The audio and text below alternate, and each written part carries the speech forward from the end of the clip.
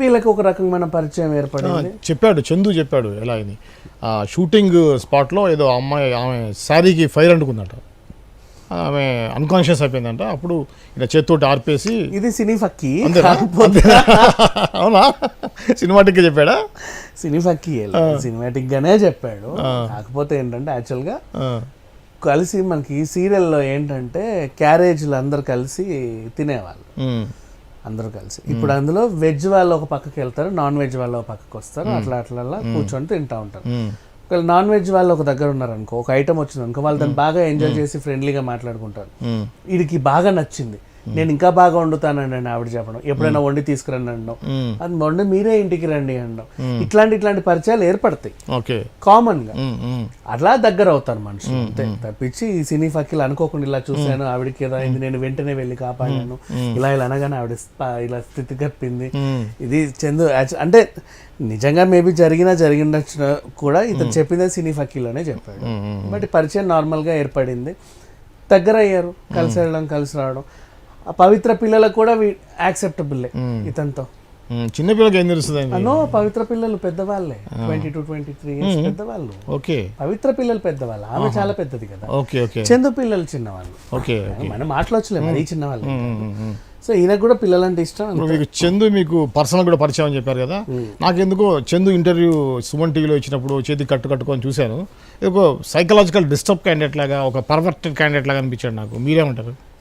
అంటే ఇన్సిడెంట్ జరిగి recent days కదా ఉంటుంది ఇది కొంచెం ఆ టైప్ ఆఫ్. అంటే ఆ టైంలో ఎలా ఉండే అంటే వీళ్ళకి ఇప్పుడు ఇది ఇన్సిడెంట్ అయితే జరిగింది, వాళ్ళు యాక్సెప్టబుల్ వీళ్ళు యాక్సెప్టబుల్, కొన్ని రోజులు తిరిగారు, అనుకోకుండా మన బెంగళూరులో షూటింగ్ నుంచి వస్తున్నారు, యాక్సిడెంట్ అయ్యి అంటే వీళ్ళు దేనికో గుద్ది చచ్చిపోలే, ఆర్టీసీ వాడు ఓవర్టేక్ చేశాడు, ఓవర్టేక్ చేసి ఇలా జయ్యి అనగానే అయ్యో వీడేంటి ఇలా వచ్చాడు అంత పెద్ద బస్ అని ఇటు తిప్పాడు. అలా డివైడర్ని గట్టికి కుట్టేసరికి ఇతనికి గట్టిగా గాయం అయింది, ఆ గాయం వల్ల ఈయన స్పృహ కోల్పోయాడు. ఇతనికి బ్లడ్ గారుతుంటే ఈమె చూసి ఈమె అపస్మారక స్థితిలోకి వెళ్ళిపోయింది. హాస్పిటల్కి వెళ్ళి చేర్పిస్తే కట్లతో ఈయన వచ్చాడు, ప్రాణం పోయి ఆవిడొచ్చింది.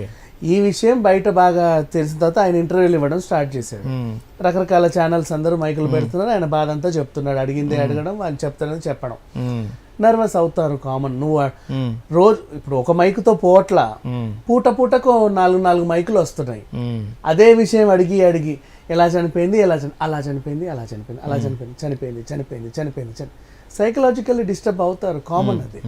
సో ఆయన ఆ స్టేజ్లో ఉన్నాడు అంతే తప్పితే ఇంకా కొంతమంది నీ వల్లే నువ్వు చేయబట్టే అండ్ ఇక బయటపడిన తర్వాత కొంతమంది వీడికేం పోయే కాలం పిల్లల్ని పెట్టుకొని ఆమెకేం పోయే కాలం 2 పిల్లలు పెట్టుకొని వీడితో అలా మాట్లాడడం. అండ్ నెక్స్ట్ ఇవన్నీ విని అంటే మొన్నటి వరకు కేవలం షూటింగ్లో మాత్రమే తెలిసినటువంటి ఒక జీవితం ఒక్కసారిగా ప్రపంచం అంతా తెలిసిపోయింది. షూటింగ్లో మాత్రం తెలిసిన జీవితం ఇంట్లో కూడా తెలుసు, వీళ్ళింట్లో. సరే ఏదో తెచ్చి పెడుతున్నావు, తింటున్నావు, ఉంటున్నావు, పిల్లల్ని నేను పెంచుతున్నా, మంది ప్రేమ వివాహమే, నువ్వు బాగుండడమే నాకు కావాలి, నువ్వు ఆమె దగ్గర బాగుంటే సరే ఉండు, నన్ను కూడా బాగానే చూసుకుంటున్నావు కదా, అడ్జస్ట్ అయింది, గొడవ ఏం పెట్లా. అటు పవిత్ర వాళ్ళ పిల్లలకు కూడా యాక్సెప్టబుల్. సో వాళ్ళు అన్ని షూటింగ్లలో కలిసి వీళ్ళిద్దరు కపుల్ అని అందరికీ తెలిసిపోయింది. కానీ షూటింగ్ వరకే, 4 టెరిటరీల వరకే, ఇండస్ట్రీ వరకు. ఇప్పుడు ఇది అయింది కాబట్టి మొత్తం ప్రపంచం అంతా తెలిసిపోయి 10 మంది మాట్లాడుకుంటున్నారు. దానికేం పోయి కాలం ఇలా అంట, ఆమె అంత పెద్ద వయసు ఉండి ఆమెకు సిగ్గులేదా ఇలా చేయడం ఏంటి అంటే, మనిషి ప్రాణం పోయింది, ఇక్కడ కూడా మనిషి ప్రాణం ఇప్పుడు అడిగినా వాళ్ళు మళ్ళీ రారు. కానీ వాళ్ళ గురించి మాట్లాడుకోవడం వీళ్ళు మానట్లా. కానీ ఇప్పుడు ఇంకా చెప్పాలి అంటే ఇప్పుడు వాళ్ళే పిల్లలు ఏమన్నారు, క్లెయిమ్ చేశారు ఏమని, మా నాన్నకి ఇంకా విడాకులు ఇవ్వలేదు మా అమ్మ అని చెప్పారు. ఈవిడ ఏం క్లెయిమ్ చేసుకోవాలి, ఆవిడ బాధను ఆవిడ క్లెయిమ్ చేసుకోవాలి. రీజన్ ఏంటంటే మనుషులు పోయిన తర్వాత ఇప్పుడు వాళ్ళ నెక్స్ట్ జీవనాధారం అనేది ఉంటది కదా.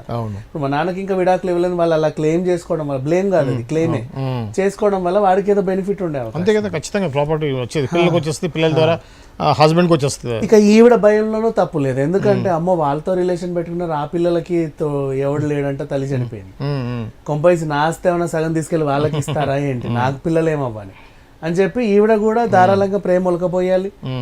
అండ్ ప్రేమ ఉన్నా లేకున్నా ఒలకపోయాలి ఖచ్చితంగా ఇప్పుడు. అండ్ జరిగిందంతా చెప్పుకోవాలి. ఒకటో రవ్వ ఆయన్ని నిందించక తప్పదు, ఆయన ఏం చేసినా సరే. ఆవిడ ఆ వ్యవహారం అలా ఉంది. సో మొత్తానికి వీళ్ళిద్దరి వ్యవహారం ఇట్లా ఉంటే ఇప్పుడు మీడియాలో జరిగే 4-5 రోజుల నుంచి వచ్చే కథలు మనం వింటూ ఉన్నాం. ఏమంటే వీళ్ళు క్యారెక్టర్ హెజాసినేషన్ చేసేస్తున్నారు. మంచోళ్ళు కాదు అట్లంట ఇట్లంట ఎంతకి వీడు మంచోడా కాదా ఆమె మంచిదా కాదా పక్కన పెట్టేస్తే ఎందుకో తెలియదు ఆమెను ప్రేమించాడు, ఇద్దరు కలిసి ఉండాలనుకున్నారు. ఆమె ప్రాణం పోగానే ఈ ప్రాణం తట్టుకోలేకపోయింది, ఈ ప్రాణం కూడా పోయింది. పోయే ముందు ట్వీట్ కూడా పెట్టాడు, చిన్న మెసేజ్ కూడా పెట్టాడు, పవిత్ర నన్ను పిలుస్తోంది అని. వాళ్ళిద్దరు ప్రేమించుకున్నారు. వాళ్ళ ప్రేమనైతే మనం తప్పు పట్టాల్సిన అవసరం లేదు. ఎందుకు వాళ్ళకి కుదిరిందో నేను చాలా ఆత్మహత్య చేసుకున్నాడు కానీ ఎలా చేసుకున్నాడు? ఉరేసుకొని చనిపోయాడు అదే ఫ్లాట్ లో, ఓకే, మణికొండలో. అది అంటే ఎంతసేపటికి ఫ్రెండ్స్ ఫోన్లు చేసినా ఎత్తట్లా, ఫ్లాట్కి వెళ్ళి చూసేసరికి తెలిసింది. ఓకే, ఇంకా అయిపోయింది, అయ్యిందేదో అయిపోయింది, దాని గురించి మనం ఏం అనలేము. కానీ మనుషులు లేరు కదా, వాళ్ళు ఎలా ఉన్నా ఎలా బతికినా వాళ్ళు బతికే బాగానే ఉన్నారు. వాళ్ళ ఆవిడకి ప్రాబ్లం లేదు. ఇంకా చెప్పాలంటే ఇప్పుడు మనం గట్టిగా మాట్లాడిన చాలా మంది మళ్ళీ సోషల్ యాక్టివిస్టులు, ఏమ్మా నిన్ను తాగొచ్చి కొడుతున్నాడా ఇంకేమైనా చేస్తున్నాడా అన్ని చెప్తున్నావు, మరి ఆమెతో 6 ఏళ్ళుగా ఉంటున్నాడు కదా, ఇప్పుడు ఎందుకు వచ్చావు బయటికి, 6 ఏళ్ళుగా ఎప్పుడు కంప్లైంట్ ఇవ్వలేదా, నీకు ఎప్పుడు విడాకులు ఇవ్వాలనిపించలేదా? అనిపించదు, ఎందుకంటే అది వాళ్ళకి తెలుసు. వాళ్ళకి వేరే జీవనాధారం ఉండదేమో, ఈయనతో విడిపోతే నేనేం చేయను అనుకొని ఉండొచ్చు. ఎవరి పర్సనల్ లైఫ్ వాళ్ళది, అలాగే చేసి ఉండొచ్చు కదా అనే థాట్ వీళ్ళకి అనిపించింది. నీకు అనిపించినంత మాత్రం అక్కడ అలా జరగాలని లేదు కదా. సో వాళ్ళ లైఫ్ ఎలా ఉందో వాళ్ళు అలా బతికేస్తున్నారు. అలానే చందు వీళ్ళకి ఏం అన్యాయం చేయట్లా, చిల్లర కావాలన్నప్పుడల్లా ఇస్తూనే ఉన్నాడు. మరి రోడ్డునైతే నెట్టల, తాగొచ్చి కొడుతున్నాడు అన్నారు, అది చాలా పచ్చి అబద్ధం. ఎవడు రాశాడో నాకు తెలియదు, ఆ టైప్ మనిషి అయితే కాదు. జీవితాన్ని ఆయన ఏదో ఆనందంగా ఎంచుకుంటున్నాడు.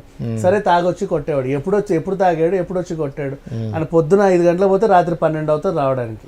12 గంటలకు తాగొచ్చి ఊగి 2 గంటలకు లేపి నిన్ను కొట్టి పడుకున్నాడా? అలా ఎలా చేస్తారు చెప్పు? బేసికల్లీ ఏదైనా కనీసం గొడవ రావడానికి కొంచెం ఉంటది కదా. బేసికల్ గా మీకు చందు పర్సనల్ గా పరిచయం కాబట్టి ఎలాంటి వాడు? ఈజ్ గుడ్ అండి క్యారెక్టర్ వైజ్. అంటే ఆయనకి ఎందుకు ఆమె నచ్చింది, ఇద్దరు కలిసి ట్రావెల్ చేశారు.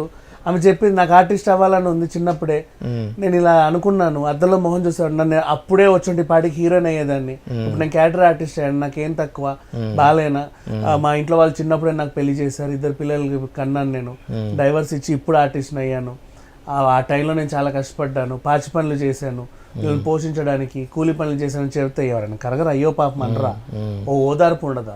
ఈయన కూడా చెప్తాడు, అవును నేను ప్రేమించే రోజులు ఇలా కష్టపడి అలా కష్టపడి ఇది అయింది.